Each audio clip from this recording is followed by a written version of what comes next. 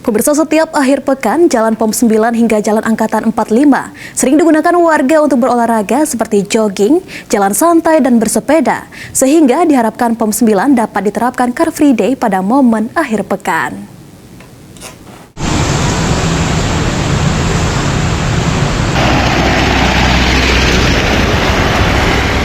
Dari pantauan PAL TV pada Minggu pagi, sepanjang Jalan POM 9 hingga ke Jalan Angkatan 45, Kelurahan Pak Jo, Kecamatan Ilir Barat 1, Palembang, dipadati warga untuk berolahraga, mulai dari jogging, jalan santai, hingga bersepeda. Salah satu yang dilakukan Habibah, dirinya mengaku setiap akhir pekan selalu menyempatkan diri untuk berolahraga di Jalan POM 9, lantaran jalan tersebut tidak terlalu jauh dari lokasi tempat tinggal.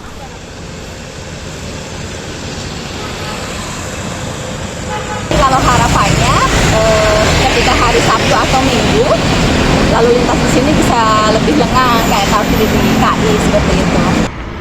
Sementara itu, Fiona, salah satu warga, mengaku cukup khawatir pada saat berolahraga di sepanjang Jalan POM 9, lantaran masih banyak dilalui oleh kendaraan umum, sehingga perlu adanya perhatian dari pemerintah untuk menjadikan Jalan POM 9 hingga ke Jalan Angkatan 45 sebagai kawasan Car Free Day di Kota Palembang.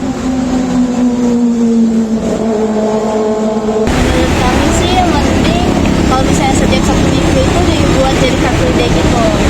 Karena kan banyak juga orang lalu lalang, takutnya ntar ada yang terganggu, mau pengendara sama pengguna jalan kakinya juga. Oh, biar lebih aman ya? Iya.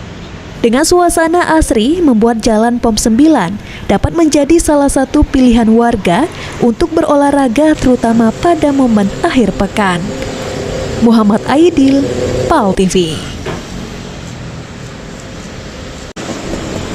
Tiba di New York, Prabowo dijadwalkan berpidato dalam sidang umum PBB. Berita yang selain satu ini tetaplah bersama kami di Liputan Metropolis.